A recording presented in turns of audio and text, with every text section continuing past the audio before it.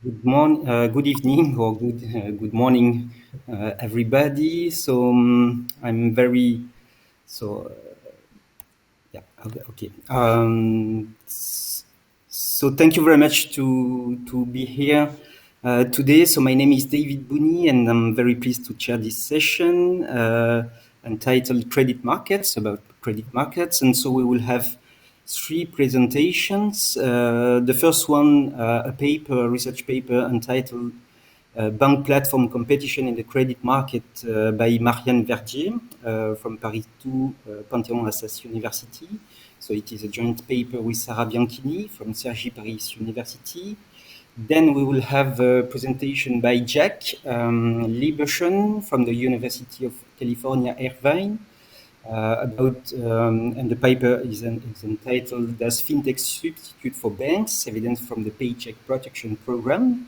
And it is a joint paper with Isil EREL from Ohio State University.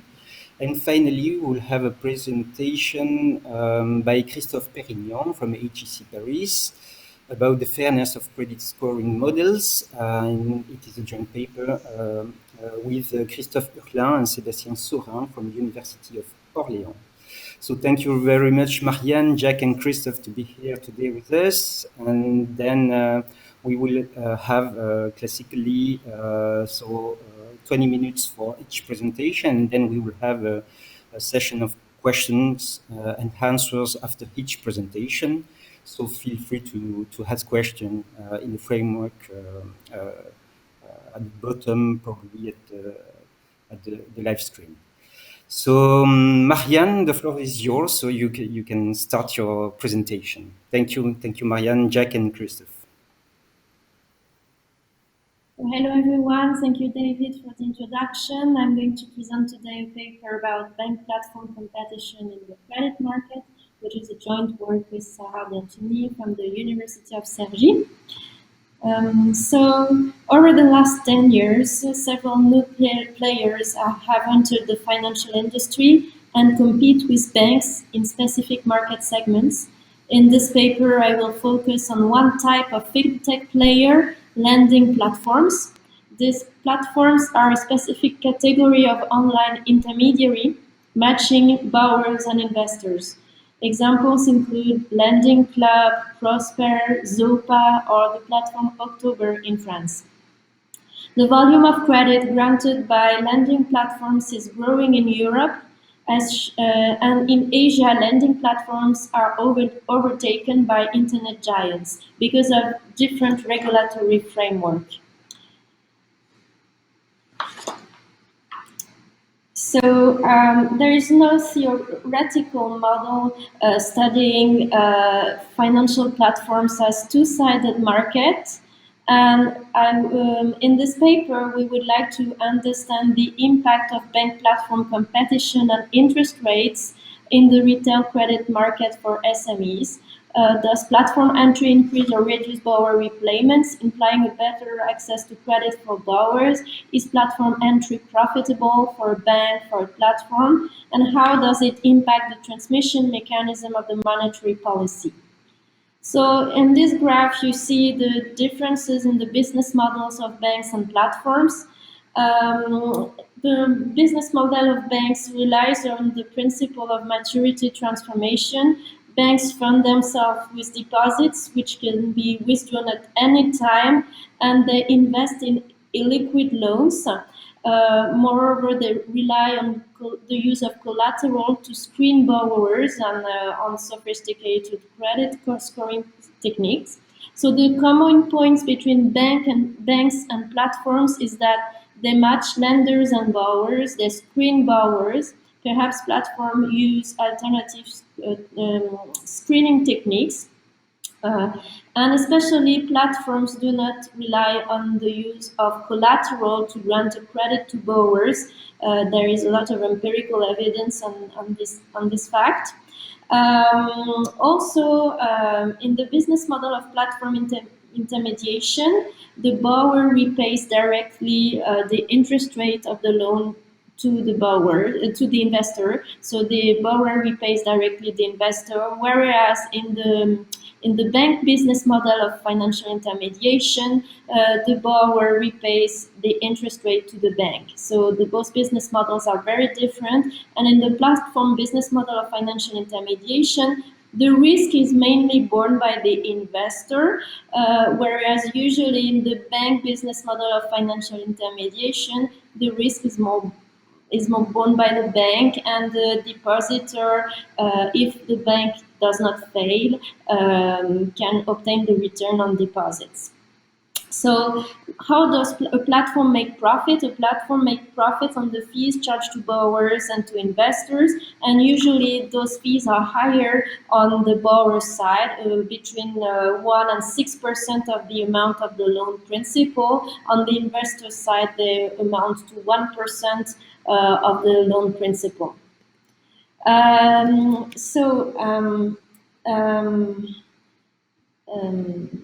So the results that we obtain in this paper is that bank platform competition may generate non-trivial effects in the retail credit market.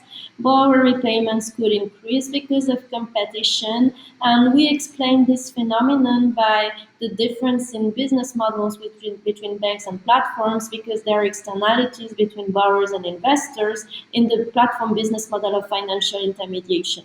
Moreover, we identify the effects of platform entry on the transmission mechanism of monetary policy. So I don't have much time to present the literature, but there's already quite a lot of literature on P2P lending platforms. This literature is mostly empirical, and this paper is one of the very few theoretical papers studying bank platform competition. This paper is related to one research question, which is, does platform credit complement or substitute bank credit? And there are many empirical papers on this question. I jump to the presentation of the model. So in our model, the borrower needs $1 of funds to invest in a risky project, and which is uncertain, and there is heterogeneity on the borrower side on the probability of success of the project of the borrower, and this probability of success is not observable neither by the platform nor by the bank. So there is no information advantage in the paper for one financial intermediary with respect to the other. There's a fixed fee for opening a bank account, FB, and there's no moral hazard in the model. The borrower has to choose whether to seek credit from the bank and for the platform. There are different applications costs when the borrower seeks credit from the bank and for the platform. Different probabilities of being funded by the bank and by the platform. And if he seeks credit from the bank, the borrower has to supply the collateral, whereas if he seeks credit from the platform, the borrower is only funded if he manages to attract the investor, which occurs with a probability PE. The borrowers has fixed expectations on the probability of being funded on the platform, and these passive expectations imply that the borrower cannot adjust his expectation regarding investor participation in response to any changes in bank and platform prices. And so the bank and the platform treat the borrower's expectations as fixed when they set their prices. So if the borrower is not funded by the platform, it does not obtain any credit. And we assume that expectations are fulfilled in equilibrium. On the investor side, the source of heterogeneity comes from the taste for liquidity. A risk-neutral investor wants to invest $1 in the project, and the private taste of liquidity of the investor is unobservable neither by the financial intermediary nor by the borrower. And if the investor invests in the platform rather than in the bank, there is a disutility associated to this investment, because the investor cannot withdraw his investment before maturity. So that's also a difference between the platform and the bank business model of innovation of financial intermediation. So the investor has to choose whether to leave his deposits in a bank account or fund a loan in the platform. There's no risk in the deposit contract. And the externality between borrowers and investors comes from the fact that in the platform business model, the investor is going to assess the average risk of the borrowers that the platform is able to attract, and so he forms expectations on the probability of success of his investment. In the model, the bank offers credit against collateral. There's a marginal cost CB of offering a credit. The platform doesn't lend against collateral, and there's also a difference. The bank is able to manage deposit accounts, whereas the platform is not allowed by regulation to manage deposit accounts, which is the case in several countries. There's also a cost CP of a contract on the platform. So the timing of the game is as follows. The bank set the fees for bank accounts and the repayment rates for lending, and also the return on deposits RD. Then the borrower and the investor decide whether or not to open an account in the bank. And then the platform chooses the repayment for the borrower and the return offered to the investor. So in the paper, I show why it is equivalent to choose the repayments and the fees that are charged to each side of the market. Then the borrower decides whether or not to seek credit from the bank or the platform, and the investor decides whether or not to fund a loan on the platform. And if the project succeeds, the bank and the investor are reimbursed. And if the project is not so successful, the borrower defaults and the bank seizes the collateral. The bank pays the deposit rate to the depositor in any case.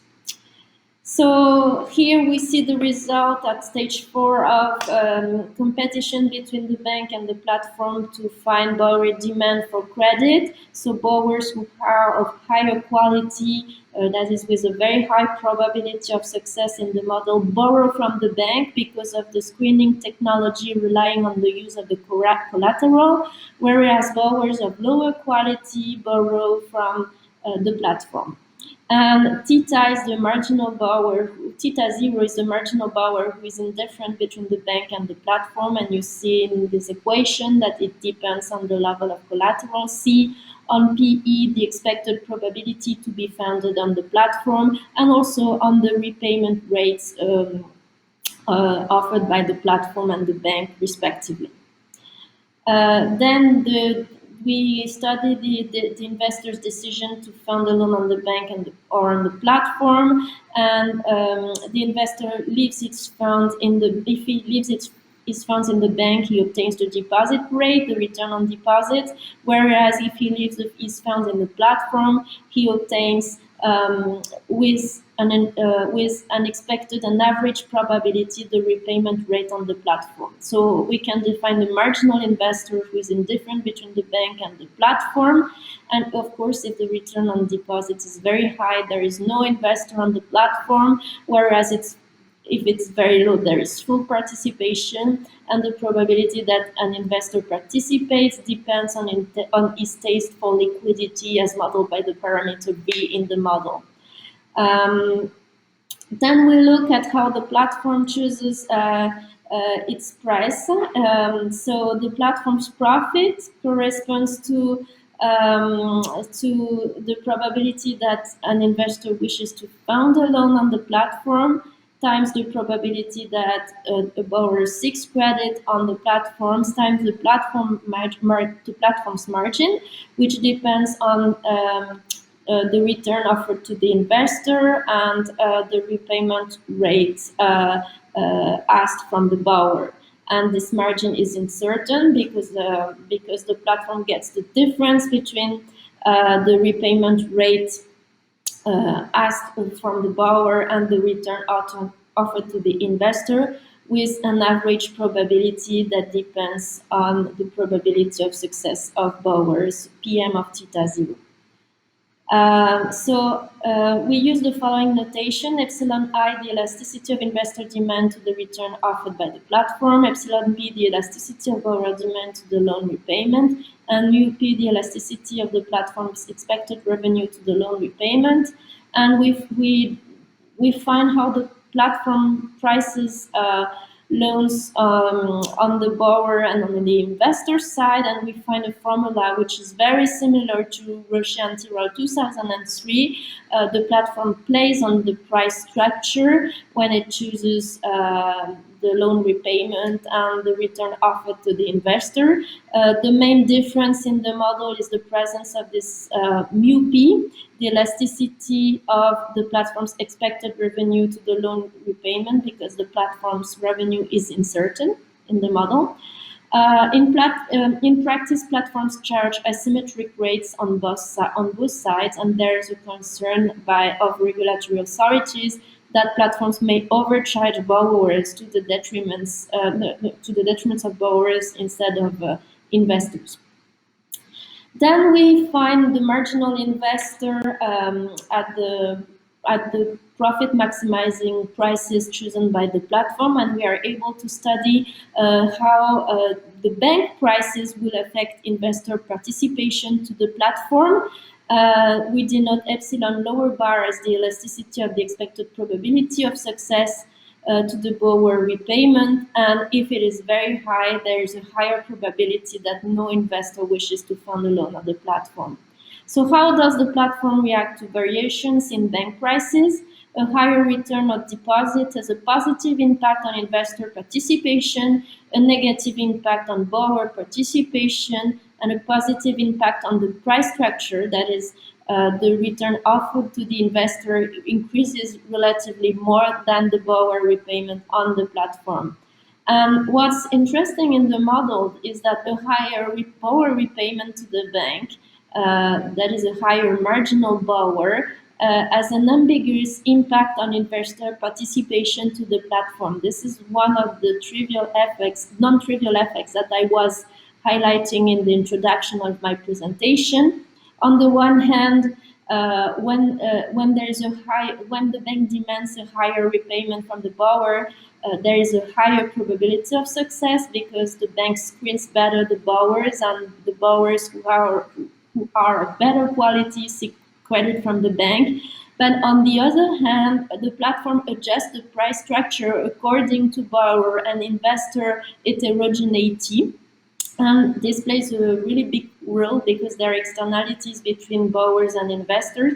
And we are able to give examples of distributions in the paper such that the marginal investor increases or decreases, meaning that investor participation to the platform may either increase or decrease when the platform is able to attract borrowers of better quality, which is an unexpected effect that is due to the two-sided market nature of this business model.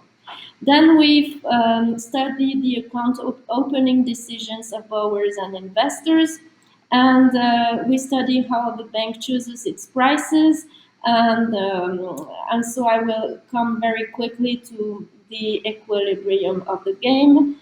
At the equilibrium of the game, if the platform enters the market, and if there is an equilibrium in which the platform enters the market, that is such that the bank accommodates platform entry, the return on deposit is given by the return on the risk-free asset plus a premium that depends on investor heterogeneity in terms of the taste for liquidity. We also find the marginal borrower, and as the bank manages deposit accounts, the bank has incentives to let the platform offer credit to its consumers, who will open in the end an account in the bank, and the bank will be able to extract surplus from these consumers through the deposit fees. So this is why the bank prefers to let the platform take a share of the market so that it can extract surplus from deposits. And we find that the expression of the marginal borrower. The bank prefers to take the borrowers of better quality and better quality than under monopoly, and leaves the other borrowers to the platform. But as I said, this happens if the platform enters the market. So what are the conditions under which the platform enters the market? It enters the market if the bank obtains higher profit by allowing it to enter. That is, the increase in the revenue from deposits and the higher borrower repayments compensate for a lower volume of lending transactions. And of course, if the investor and the borrower obtain a positive utility of participating to this market. So in the paper also, we are able to discuss how variations in the return on in the risk-free asset will impact the pass-through of the monetary policy into borrower repayments.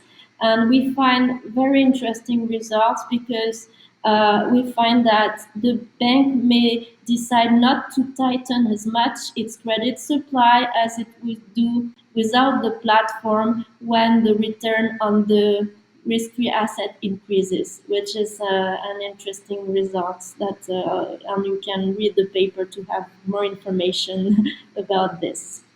So to conclude this presentation, in this paper, we have shown that competition between banks and platforms may generate non-trivial effects in the retail credit market. There is a market expansion effect that is due to differentiation between banks and platforms which rely on different screening technologies. The bank uses the collateral, whereas the platform doesn't. There are different regulations. The platform does not manage deposit accounts, whereas the bank does. And all these differences in the business models have ambiguous impacts on borrower repayments, and we are able to show that they have non-trivial effects in the lending market. So I thank you for your attention, and that's it. Thank you very much, Marianne. Thank you very much, Marianne. For this presentation. So we have a question for you, Marianne. In your model, you assume that the borrower chooses between the platform and the bank, but in reality, borrowers from platforms are those who are excluded from borrowing from banks because of insufficient credit quality. So what can you answer this question? To answer this question, I think it depends very much on the platform. From several interviews that we conducted with my co-authors with French platforms, usually platforms say that they lend in the gray zone, meaning that they do not want to lend to SMEs that are completely rejected by banks, but sometimes they would like to lend to SMEs that don't have collateral to fund, for instance, intangible assets such as investment in software or things like that banks do not always finance. So this is one of the things. And in our model, we find that platform credit is both a substitute and a complement to bank credit. It's a substitute to bank credit for borrowers who are of high quality in the model, because the bank chooses to lend to borrowers of higher quality when the platform is here. But on the other hand, there's a market expansion effect such that the platform lends also to borrowers of lower quality. Also, there is an extension of the model that we have, but I have no time to present it, but we have an extension of the model in which a platform credit is a complete complement to bank credit, meaning that the project is not financed if the borrower does not get a credit from both intermediaries, which also happens a lot in real life. Thank you. Thank you, Marianne. So we have a second question for you. What is the different impacts of risk regulation between banks and platforms?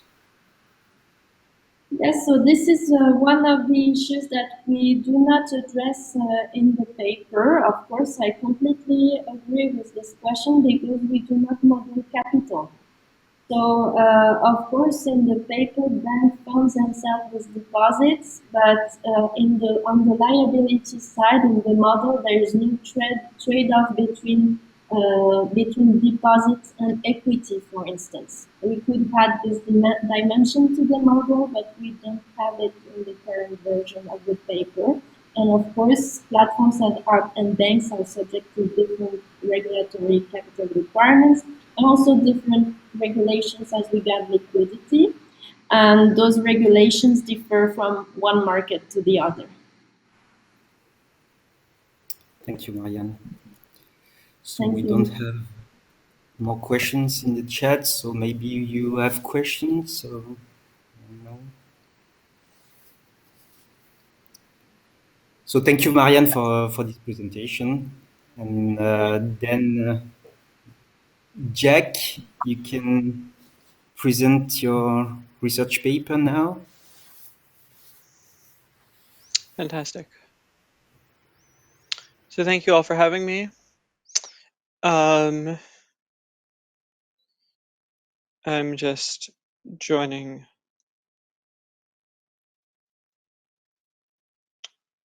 the clicker.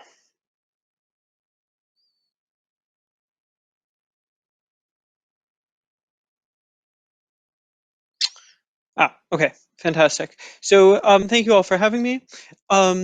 So this paper is joint with Isil EREL from Ohio State University. I'm Jack Lieberson from the University of California, Irvine. And good evening to all of you. Obviously, good morning to me on my side. So the context for my paper is the COVID-19 crisis, which, as you all know, has caused severe strain on small businesses in the United States and elsewhere in the world. And as a result of the crisis, the US government created a program to support small businesses, and in particular, help small businesses retain jobs. And the main program for this purpose is called the Paycheck Protection Program, or PPP. The PPP program is one of the largest small business programs ever in the United States, and therefore it must be one of the largest programs like this in the world in recent years. So over the course of a few months, the US government authorized the dispersal of $525 billion in forgivable loans over 2 phases between April and August of last year. And since that time, the program has continued. But in this part of in our paper, we're focusing on the time period when the program began, which is when most of the loans were distributed. These were forgivable loans, meaning that small businesses were supposed to repay them, but under fairly easy circumstances, the government would forgive them because they just required businesses to show that the money was used to support payroll, to support workers' salaries, basically, or other qualified business expenses.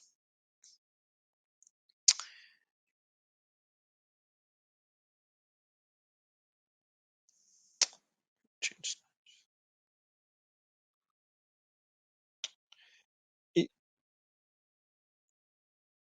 Got it. Okay, thank you.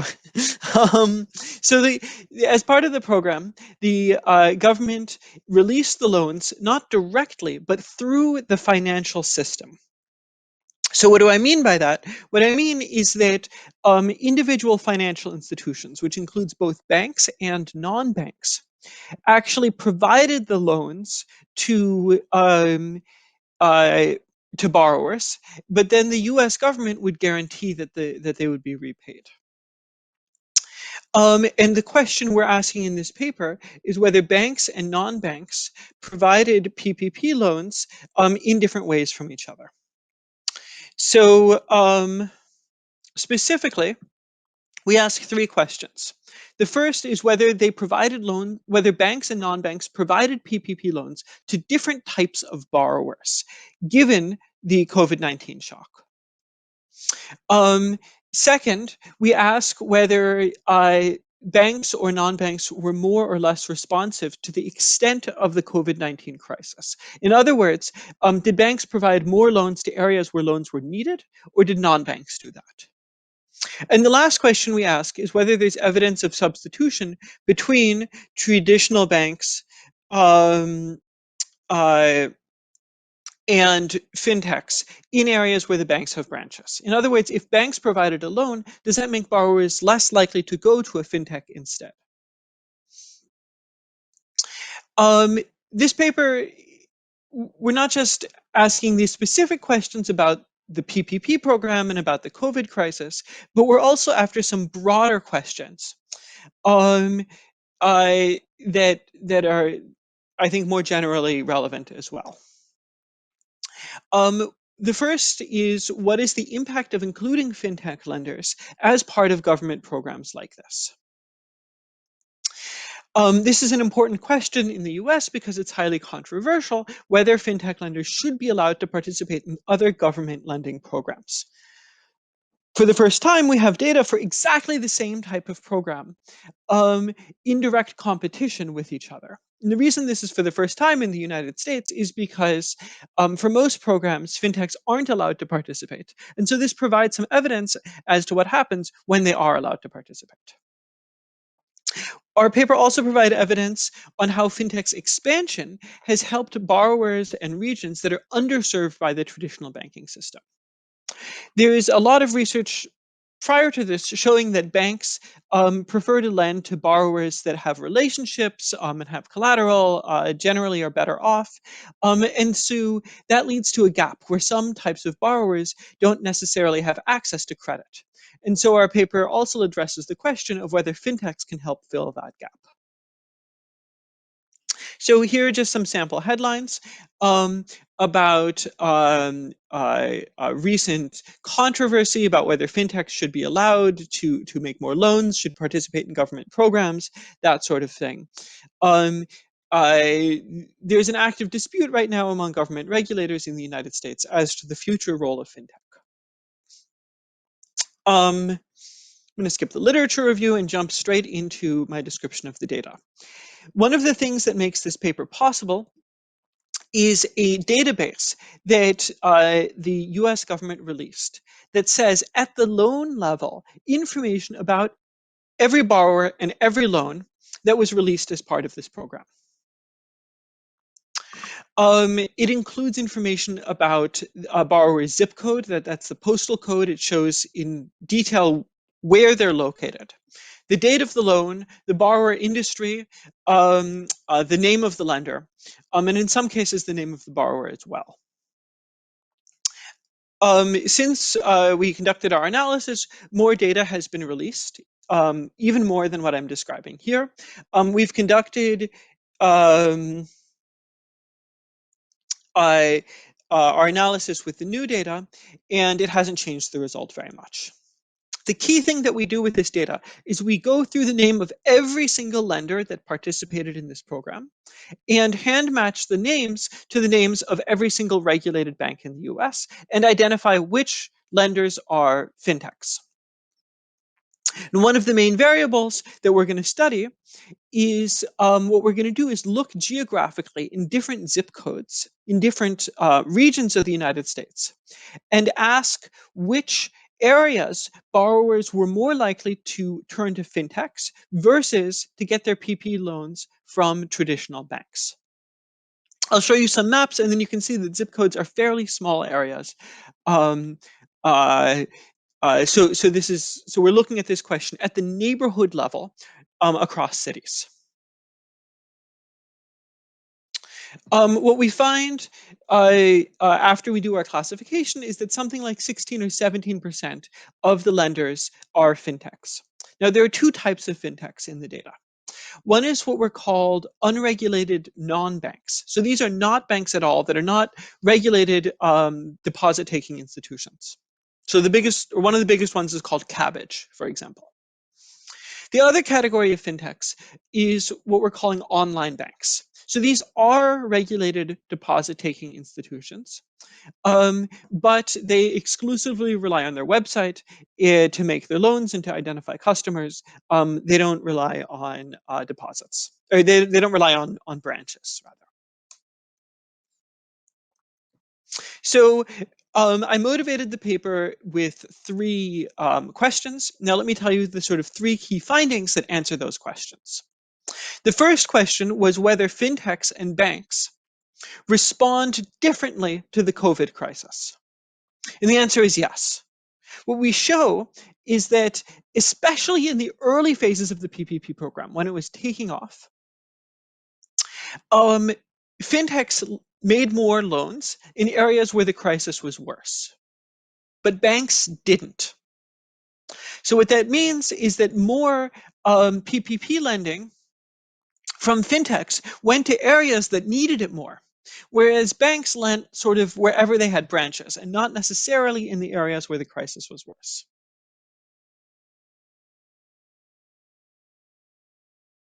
Okay, so to do this analysis, we estimated linear regressions, and we divided our time period into two parts. The first is the beginning of the program in late April. And that was when there was the greatest demand for PPP loans, and banks struggled to meet loan demand. Second is the time period from April to August, when there was better funding and fewer problems. What we find is that looking in columns 1 and 2, you can see that fintechs lent more in areas where unemployment was worse. Banks actually lent less in areas where unemployment was worse. And they lent less in areas with more COVID cases. That's during phase 1. In phase 2, looking at columns 5 and 6, things got a little bit better. No, sorry, looking at columns 3 and 4, things got a little bit better for traditional banks.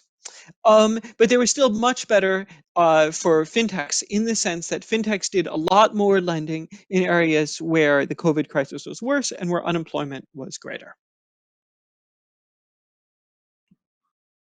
Our next question was whether fintechs serve the same types of borrowers that traditional banks do, or whether they serve the types of borrowers who are not served well by the traditional banking system. And what we find is that they actually serve very different types of borrowers. Overall, there's more fintech lending in areas where there are fewer bank branches, lower incomes, and in industries where contact with the banking system was lower.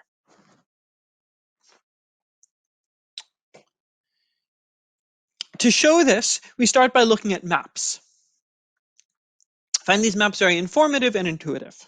So this figure shows a map of the United States, and the areas marked in red, the darker areas, are areas where a greater fraction of borrowers got their PPP loans from fintechs. What you can see in this figure is that overall, the coastal areas and California, for example, in the big cities, those are areas where more borrowers got their loans from fintech. And maybe we think big cities and the coasts, those are areas where people have computers, where people are more technologically savvy. Of course, they would get their fintechs. Of course, they would get their loans from fintechs in those types of places. And this graph makes it look like it's richer people who are getting their PPP loans from fintechs. But the figure looks very different when we look within cities. So this map is a map of the city of Chicago, okay? Each region here is a zip code, it's a postal code. And so you can see the city of Chicago is pretty big. These are relatively small regions, about the size of a neighborhood. The map on the left shows median income. The map on the right shows the fraction of loans from fintechs. And comparing these two maps, what you can see is that that borrowers got their loans from fintechs to a greater extent in lower income areas. So it's really the poor neighborhoods of Chicago where a greater fraction of loans came from fintechs. This binned scatter plot shows the same information as those two graphs, but in a slightly different way. So the plot on the left shows that on a national basis, areas with more bank branches, more people got their loans from fintechs. Okay, so nationally, it's basically the bigger cities where fintech lending was more popular. The figure on the right shows that when you look within cities across neighborhoods, it's actually the neighborhoods where there are fewer branches that people got their loans from fintech. So fintech was mostly in cities, but in underserved neighborhoods of those cities.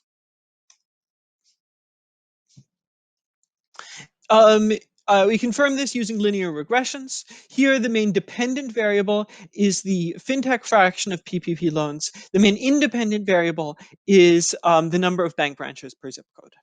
And you can see in columns 1 and 3 that this is negative.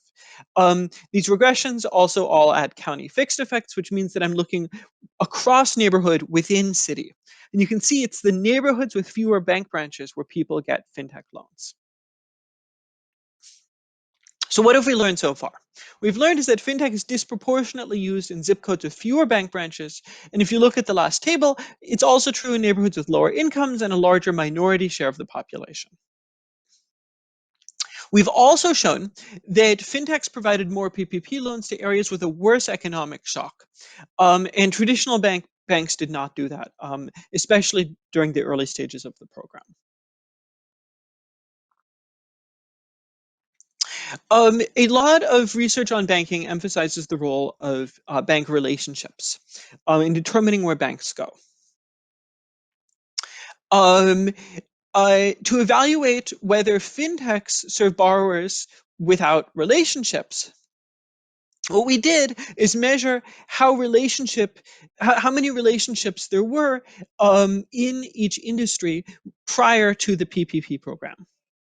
To measure this, we created an industry-level measure that looked at overall PPP demand relative to previous loans from other government programs. So the main government program that small businesses would have access to is what's called the 7A program.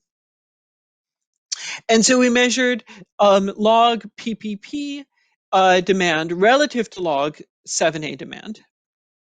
And what you can see is that in areas where PPP demand was higher relative to 7A, that means that borrowers had less contact with the banking system and were more likely to get their PPP loan from a fintech.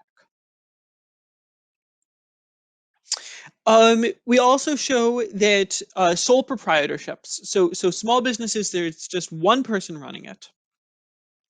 Those were also more likely to get their PPP loans from a fintech.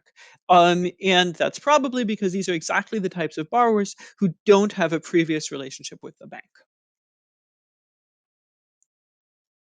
So what have we seen so far? We've shown that traditional banks provided a higher fraction of their loans to firms in industries with weaker ties to the banking system. Or put differently, traditional banks provided more loans to industries and to firms with stronger ties to the banking system, as proxied in these different ways. And so what does this mean? This supports the view that that traditional banks base their PPP loans on where they have a relationship with borrowers and regions close to their bank branches, whereas fintechs are relatively unconstrained by these types of relationships and physical locations. The last question that we address in this paper is whether there's substitution between fintechs and traditional banks. So what we do here is we create a Bartik type shock. We predict how much lending there is from traditional banks, and then see whether more lending from traditional banks causes less lending from fintechs.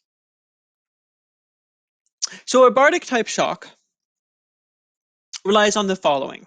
We know that some traditional banks did a lot of PPP lending and others did not so much.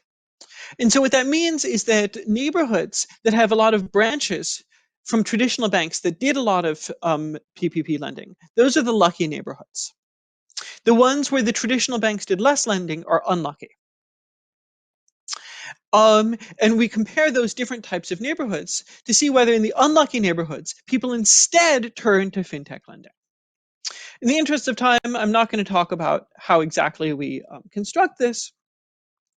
And instead, I'll just focus on the fact that our main result is that there is substitution between fintechs and banks, but it's economically small. The number of fintechs loans that are made as a result of banks not making loans is only a small fraction of the difference in the loans. In this slide, I say that it's about 0.3%. In later phases, we've updated the analysis. It's actually a bit higher, but either way, overall fintechs do substitute for banks, but the degree of substitution is not that large economically. So to conclude, I'm out of time. Fintechs overall serve underserved markets. So looking across neighborhoods within cities, fintechs serve markets where borrowers don't have ties to the banking system, where the economic crisis was worse, where borrowers are more likely to be individuals, and so on. And it looks like the market is somewhat segmented. So there's substitution between these two markets, but it's relatively small substitution. I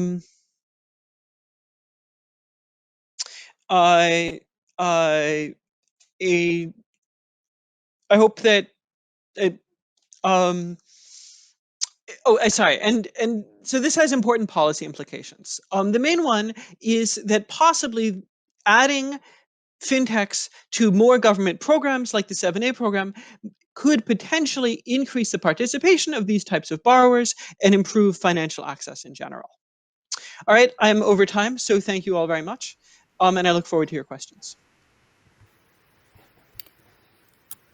Thank you very much, Mark, for this clear presentation. So we don't have any questions in the so below the live screen. So I don't know if someone in this session have questions. Yeah, Christophe, maybe you have a question. Yeah? We don't hear you, Christophe. But yeah, it's okay. You are muted.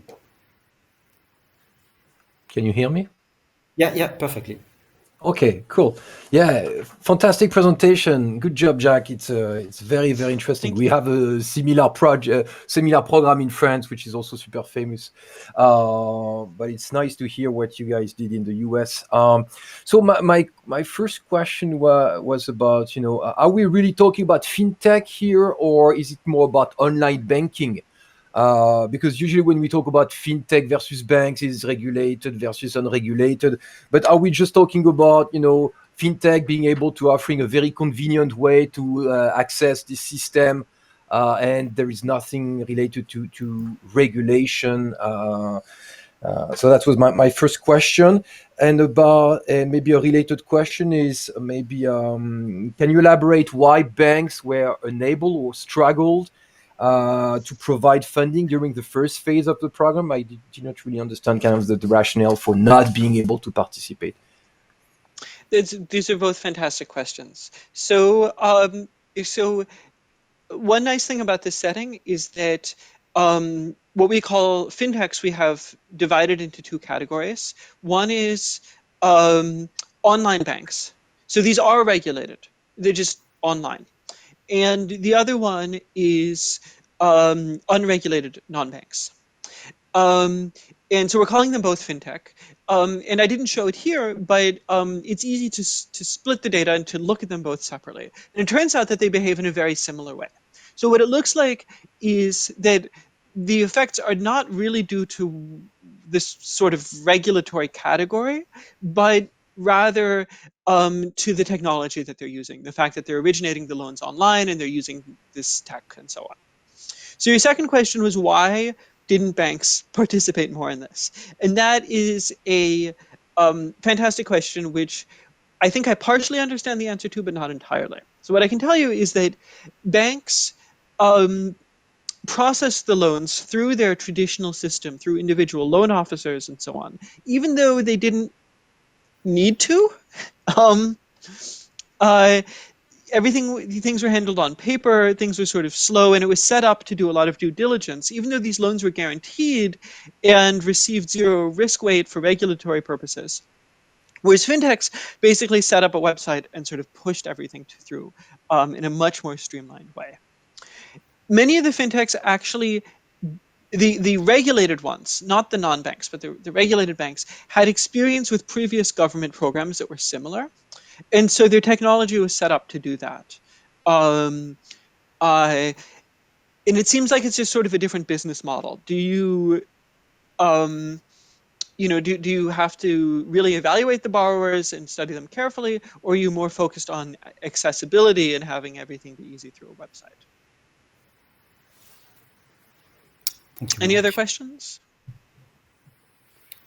Marianne, no? You have a question? No? Well, I have a technical question, so perhaps it's a little bit long. It was about your division between the zip codes and the fact that an economic shock can affect two neighboring regions in the same way, so you use the zip code as a division, as a unit of measure. And so I was wondering how you deal with that. So your question is, what we're studying. So let me see if I understand your question. So is it that we're studying zip codes? How do we know what differences were in the shock at the zip code level, in the Yes. COVID crisis at the zip code level? Yes. That's a great question. So the concern might be that the differences we find are because the shock might be different across zip codes, it's not because of where banks are located, but because the COVID crisis is worse in lower income zip codes, and so people might be afraid to go to a bank branch, and therefore they go online, something like that. Or that might be partially driving the results. So our argument is that it's about supply, but you're saying, but it might be about demand. Is that a fair way of interpreting the question? Yes, and also how you deal with the people who are located very close to two different zip codes. Oh, on the boundaries. Yes, on the boundaries. Yes. I see. So so your question with the boundaries is basically we don't deal with it. All we know is the location. All we know is the zip code where they're located. So we don't know really who's on the boundary. But to the greatest extent possible, we try to not just study the differences between zip codes, but also different types of borrowers located in the same zip code. So that's why, for example, we compare sole proprietorship, so one-person firms, to larger firms that are located in the same zip code and are in the same industry. And another example of that is when we look at the cross-section of industries within the same zip code. So we compare, for example, restaurants, which were hit really badly, to grocery stores, which weren't hit nearly as badly during the crisis. And we find is that restaurants were more likely to get their PPP loans from fintechs than grocery stores were. And in general, there's a strong correlation between how badly an industry was hit and how bad the crisis, and whether they got fintech loans, even controlling for the zip code. So in the same zip code across industries. So we hope that by looking at sort of the same idea in different ways, that solve some of the questions that we can't solve using the data in a way. Okay. So thank you, Mark. Thank you. So we don't have enough time. David, I have you have more questions. Yeah, maybe a last question. It's such a fascinating topic. Maybe a question about the crowding out effect, because fintech, they are in the business of extending like 5 to 7% loans, and now they are extending 1% loan. Can you say something about the crowding out effect of this program? So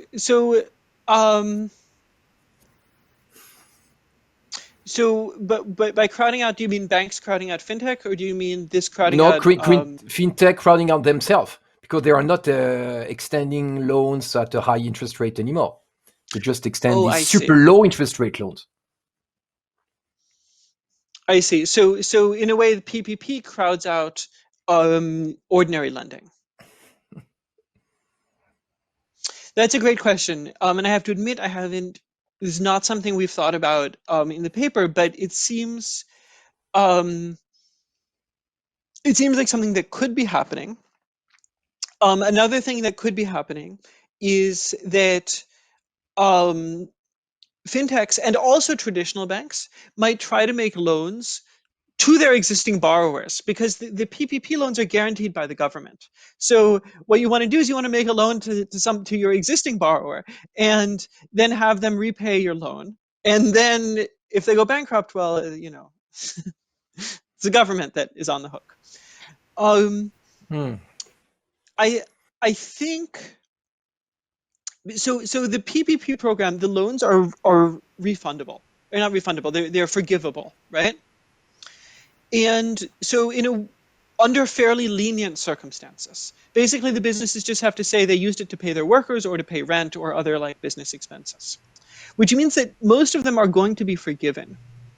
And so I would suspect that in the long run, PPP loans would help survival and increase demand for traditional credit, because they aren't really credit at all. In a way, they're more like a grant. And I think if you ask a lender, do you want your borrowers to get money, a grant, free money, they would say yes. Because even though in the short run it might crowd out demand for credit, in the long run it probably is a complement, just because of the effects on business survival. That's my guess. Again, not something we've tested empirically. That's just my guess from how the program is structured. So excellent discussion, but we have to close the discussion for the last presentation, Christophe, because we are supposed to conclude around 7. So we are. So if you want to present your paper, Christophe, thank you very much, Mark, for the nice presentation. So the floor is yours, Christophe. Thank you, David. Good evening to everyone. So we had a first theoretical paper and then an empirical paper, and the last one is going to be a more methodological paper. We are all talking about credits, but using different angles. So it's a joint paper with Christophe HURLIN and Sébastien SAURIN, both from University of Orléans, and it's about the fairness of credit scoring models. Okay. So the type of algorithms we're talking about here are called like artificial intelligence or machine learning type of algorithm. And they are used by banks and fintech to screen applicants asking for new loans. And those algorithms are extremely important for banks because this is their core business, to extend loans and screen borrowers. They're also very important for borrowers themselves, because those algorithms are potentially life-changing, allowing you to buy a house, to launch a new business. So technically speaking, those algorithms are classification algorithms. So the goal is to screen applicants and to put them into different bins: the high-risk borrowers to whom you don't want to lend, and the low-risk borrowers to whom the banks would love to lend money to. And those algorithms, basically, they take like information about borrowers, personal information about borrowers. They crunch this information, and then they try to forecast the probability of default. And based on the value of this estimated probability of default, the algorithm is going to suggest to extend the loan or to reject the loan. Okay, so this is extremely popular for a variety of reasons. The first reason is that those algorithms are very good at forecasting probabilities of default. They're very efficient, flexible, powerful, robust.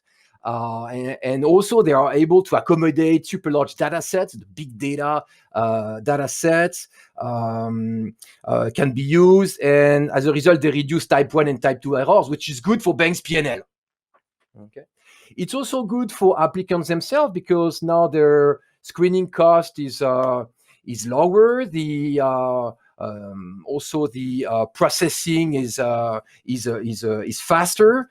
So it kind of there is a possibility to increase the supply of credits, and some underserved borrowers can now access to this credit.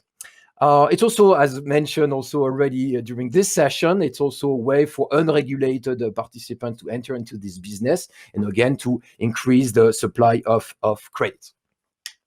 Another kind of nice thing about those algorithms is that, unlike humans, those algorithms are supposed to be neutral. They are not racist. They are not supposed to be misogynistic. They don't exhibit cognitive biases or follow stereotypes, etc. There is a very interesting paper by D'Acunto and co-authors in the context of an Indian peer-to-peer lender, showing that if people from a given religion, they will like super reluctant to extend loans to borrowers from another religion, and then when they remove human decisions by like a robo advisor type of thing, this kind of systematic difference vanished. Okay, so that's kind of a big plus of this algorithms. But this idea that the algorithms are kind of neutral is kind of challenged also empirically, because this forthcoming paper in Journal of Finance by Foster and co-authors showing that in some cases, using US mortgages data, moving to machine learning algorithm can in some cases exacerbate the differences among demographic groups by increasing rejection rates and also increasing the interest rate that those minorities or women will have to face. So there is some debate in the literature, also some casual evidence from the tech or fintech industry, like this well-known example from Apple launching a credit card, being like much more generous in terms of credit limit to men than to women.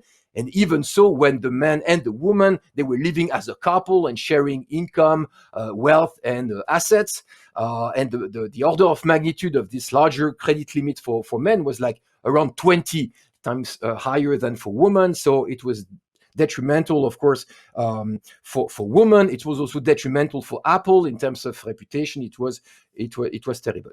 So, but what do we mean by an algorithm that is said to be unfair? An algorithm is unfair if it places a group of individuals sharing a given attribute, or what is called also a protected attribute, at a systematic disadvantage. So all the people belonging to a given group facing a higher rejection rate or a higher interest rate. And those typical protected attributes are gender, age, residence. Those are the attributes we play with in our empirical application in Europe. In the US, as you know, they also care a lot about and also have data on ethnic origin, color of the skin, religion, sexual orientation. We don't have the data, of course, in continental Europe and in France in particular, but our methodology could be also implemented for these alternative protected attributes. It's also interesting to see that a given algorithm can treat differently men and women, even if gender is not used in the analysis. As a result, the lack of fairness can be completely unintentional, which also make this problem very hard kind of to fix. So we said that it's also these differences are important for borrowers. They are important for lenders in terms of reputation, but it can be even worse than that, because it can be like simply illegal. At least in the US, it's very clear for a lender to discriminate against minorities if it's for another reason, but creditworthiness. If it's for creditworthiness, it's okay. If you cannot show that it is only for creditworthiness, it's just like because you use a variable which is correlated with gender that you end up with this difference, you will be in big trouble. Okay, but in practice, it's super hard if you pick an algorithm to say, yeah, how can you know whether a given credit scoring algorithm discriminates against minorities? Only for creditworthiness. Because in many cases, you have like hundreds, if not thousands of variables. You deal with a very flexible, very powerful, but very opaque machine learning algorithm. You have no clue what's going on. The inner processing of this algorithm is unknown to everybody, including the data scientist training it. So it's not an easy task.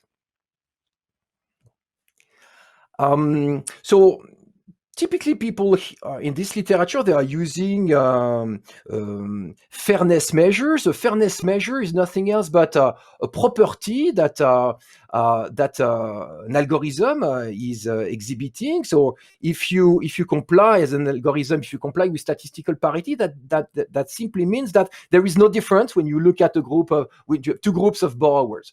And here specifically is the probability of being classified as good type, conditional on being a man, for example, is equal to the probability of being classified as good type, conditional on being a woman. Okay, so that's one way to deal with this. And a second definition, which is also very intuitive and very common in this literature, is to kind of focus on a more homogeneous group of people, because you may have a lot of heterogeneity or composition effect when you compare two groups of people. So here the idea is to zoom in on one risk class where people are kind of more alike, they are more homogeneous. So you only focus on people, let's say, with income greater than a given threshold, with a given type of labor contract, being married, being a homeowner, and then you only focus on those guys, and then you compute the probability of being classified as good risk, conditional on being a man and conditioning on being a member of this group of people, and you check whether you have the same number for men and for women. So that's what typically people are doing here, because intuitively you see that the lack of fairness is unlikely to happen in the tail of the distribution. If you like people with no job, with no asset whatsoever, everybody, regardless of the gender, they will be classified as high risk and will not be able to get the loan. On the other hand, if you go to the right tail of the distribution, the lenders, they could not care less about the gender because they see like super high income, etc., etc. So it's really like in between, hence this need to focus on some homogeneous risk classes. Okay. So, but we see that those definitions, they can be rewritten in a statistical way. So basically what we need is we need the outcome from the model to be orthogonal or independent with respect to gender. Okay. It's either like independence assumption or conditional independence assumption in the case of conditional statistical parity. And the nice thing, when you write those definitions using this independence kind of test, you can just use off-the-shelf independence test in order kind of to formally test for this null hypothesis of fairness, and test whether the test statistic that you will end up with here, if you use a chi-square statistics, is greater than the critical value at the 1 minus alpha confidence level. So if you compute this chi-square statistics here and you see that it's greater than the critical value, then you can reject the null hypothesis of fairness, and then using our analogy with this traffic light, we're going to conclude that the algorithm is red. It's unfair, potentially problematic, even from a legal point of view. I will clarify this. But of course, if the statistical test is less than the critical value, so far so good, we cannot reject the null hypothesis of fairness, and the algorithm is going to be green. Okay. Now, if the algorithm is not green, we need to move to the second step. We need to understand why we are red, or in other words, what are the variables affecting this lack of fairness. So again, you see that we are using a bunch of variables describing this particular borrower, and the algorithm is going to make a decision, and this algorithm can be pretty opaque, but then with the decision, we are going to combine this decision with information about gender, which again, gender is not used in the analysis because it's illegal in most cases. And then we combine the decision of the algorithm with information on gender, sometimes about errors, and we end up with this fairness matrix. This D here is a vector because you have n individuals, so it's n times 1 vector. And this F here is a scalar because it's just a statistical test. Okay. So what we would love to know is to know which of the X variables are driving this F here. Okay. Again, this is an opaque algorithm, so we need to do something to open the black box and understand what's going on here. In machine learning, this is called interpretability. And there is like many tools allowing people to understand what are the variables driving the outcome of this model. And one of them is called the partial dependence plot. It's a graphic tool displaying and computing the marginal impact of every single variable, okay, on the outcome of the model. So which of the X is driving the D here? So that's the standard tool. But in our case, we want to know which of the X variables is affecting the fairness, which is a transformation or function of the D. So that's why we had to come up with an alternative, a new interpretability tool, which we called fairness partial dependence plot. And it's going to compute the marginal effect of every single feature on the fairness diagnostic test. And out of the X variables here, we are going to identify a subset of them, only those with a meaningful impact on the lack of fairness of this particular model. So how does that work? We start from a situation where the model is red, which means that the statistical test is greater than the critical value. Okay, and then what we're going to do is for every single variable, we're going to test whether this variable is having a significant impact on the fairness statistics. How do we do this? We pick a variable, and this variable is changing from one individual to the next. We're going to set the value of this individual. We're going to set the value of this variable to a pre-specified value, which is going to be applied to everyone. And then we redo the analysis. We redo the outcome of the model. We redo the statistical test about fairness. And then we're going to see whether we can still reject the null hypothesis. If we are not in a position to reject the null hypothesis anymore, that means that, oh, you know what? That's because of this variable. Because when we freeze this variable, we don't have the problem anymore. So that's kind of the intuition behind this fairness PDP. So let me implement this using a basic a model here, a basic data set here. I feel bad when I compare my data set with the one just presented by Jack. Anyway, it's just for illustrative purposes here. We have 1,000 borrowers. We know 20 attributes for each of them. One of the 20 attributes is gender. Majority of men. The nice thing in this database is that many people are defaulting. Like 300 out of 1,000 are defaulting. I feel bad for them and for the bank lending the money, but it's good for me as an economist. So we have those 20 variables here. They are going to be crunched by a series of algorithms I'm going to elaborate on. And then each algorithm is going to tell us about whether we should extend the loan or not. And then we can also measure the error that we make because we know the actual type of each borrower.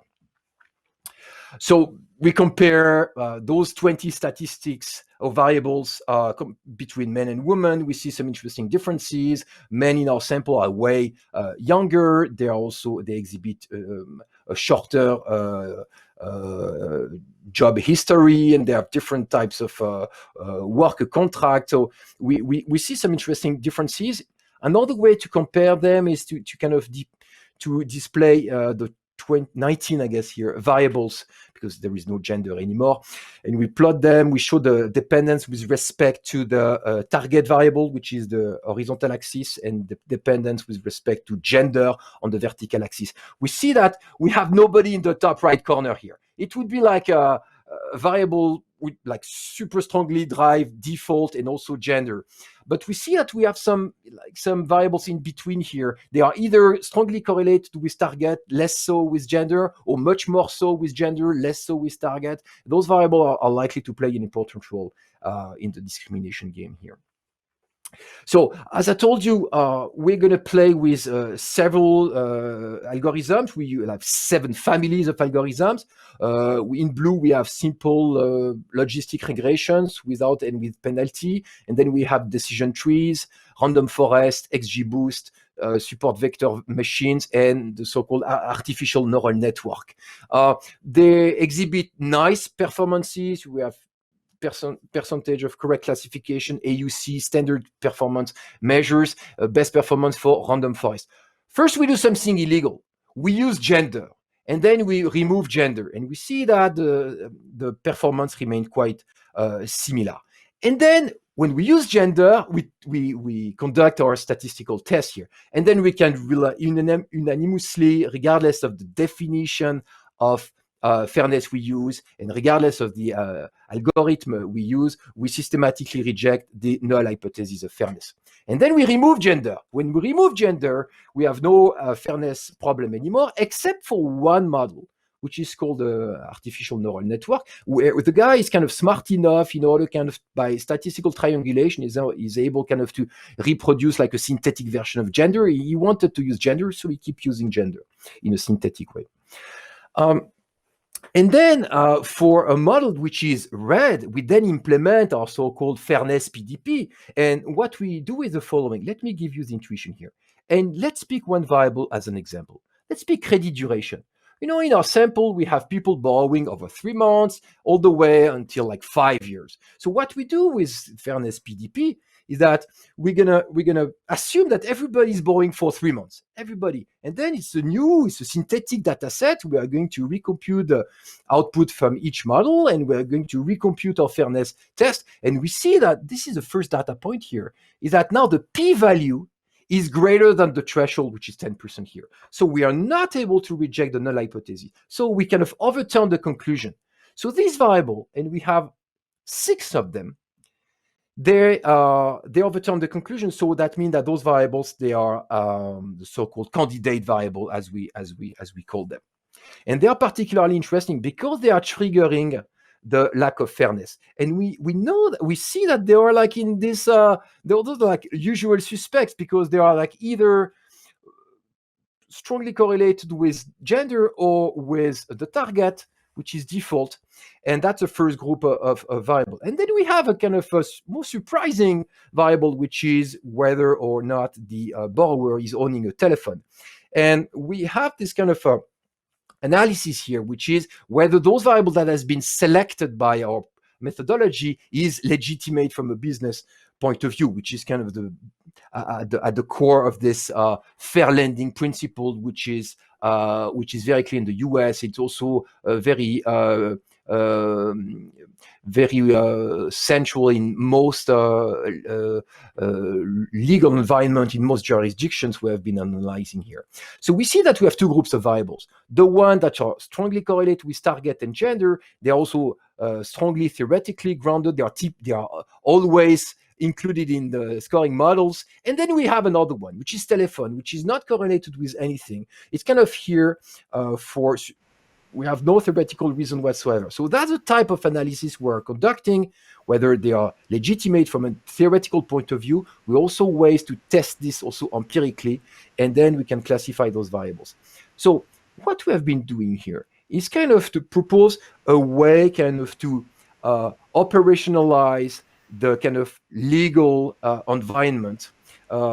We kind of propose a statistical step-by-step methodology, allowing one to test whether we have like a statistical difference between 2 groups of people, and then if there is such a statistically different treatment between, let's say, men and women or other types of protected attributes, we're going to check what are kind of the drivers, the variables triggering this effect. And then once we identify those variables, we conduct this analysis about the legitimacy of those variables.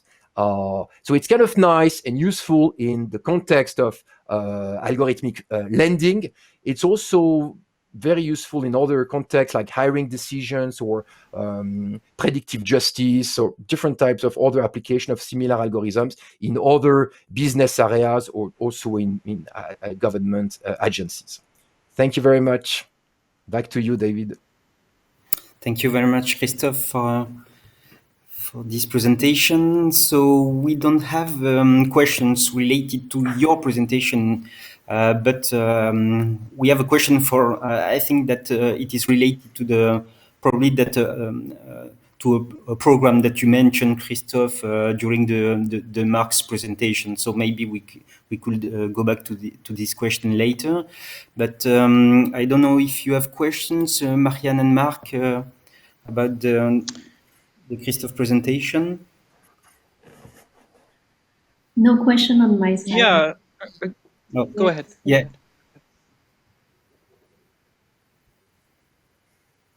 Marianne, you have a question? No, I think that I don't have any question for the moment. I think that the presentation was very nice. Thank you. Okay. Okay. And so I have a question for you, Christophe. So there are several definitions in the literature about the fairness measures, and so you pick up the one of the most applied definition about statistical parity. So did you test also other fairness measures or? In your paper, you're right. There are like so many yeah. definitions. There is like, I guess, a survey who identify at least 20 of them. It's funny because they're like, you have people working in computer science, you have people working in law from different areas. So they all come with their own measures, and we have like something like 20 of them. But we, at least like for at least 15 of them, we have been able to develop the exact same kind of trick. And I guess in the current draft of the paper, we use at least 8 different definitions. But I guess it's our kind of approach it's easy to generalize what we did for this common measure to other definitions. It's very general, which is kind of nice. It's also funny who you talk to, because if you talk to more like people in data science or from like statistics, it's super nice to say, oh, it's nice that your method can accommodate so many different methods. But then if you talk to people more like in the regulatory agencies, they want to know which definition we should use. So it's kind of depends who you talk to. It's they want some clear guidance if they want to, propose some guidelines or regulation about this. And then, more like people in computer science, the more general, the better. Okay, Jack. Yeah. So as you said in your presentation, unfair lending, even if it's not intentional discrimination, is illegal in the US. And so one thing that I think would be interesting would be to look at maybe this is already in your paper, maybe you've looked at this. So in the US, there's publicly available data on mortgage lending. It's the HMDA data. And it's this huge database. And mortgage lending is also one of the areas where law, where there are regular court cases. So in a way, it's sort of ideally set up for a study like yours using this data, because it includes both information about denial rates and interest rates recently. So that might be something to look at. And another thing is that I'd be curious to see how your method, what you sort of discover and how that relates to the court cases that have actually happened, right? Whether it looks like banks that have been sued ex post, using your method, you can show ex ante that, this is something you might have detected. No, you're absolutely right that it would be fantastic kind of to implement our methodology in a more realistic context, and you pointed this great data on US mortgages. That would be fantastic. So far, we struggled to access data, or let me rephrase it: we did access data, we implemented our methodology, but those are not data we can publish on. data we can disclose. But the nice thing is that we have been able to implement our methodology in a very real context with literally millions of decisions, and it's super interesting. But it's so far we don't have like kind of a data set that we can both work on and publish on, but we keep looking for. Thank you very much. So maybe we can take the question that someone has before for you, Christophe. So at some point during the Mark's presentation, you mentioned a program, and so the question is, could we have more information about the French program Christophe mentioned? And so I don't know if you remember this. Now we have a very similar program in France, which is a PGE or PGE, very similar. So I'm not an expert in PGE, but it's also like, unfortunately, amazingly successful in our country too, because it means like we are in big troubles. But I don't know whether we also have in France like whether the data is publicly available, like in the US. I have no information about this, but it's I was referring to the programme prêt garanti par l'État, which is well known in France. Okay. So thank you very much, Christophe, Mark, and Marianne, for your presentation. It was very diverse and very interesting.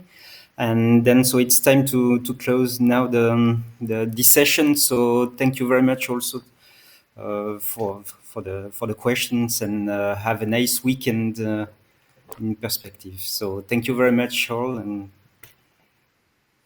bye bye. Thank you, David. Thank you. Thank you. Bye bye. Jack, thank you, Christophe. Bye bye. Bye bye.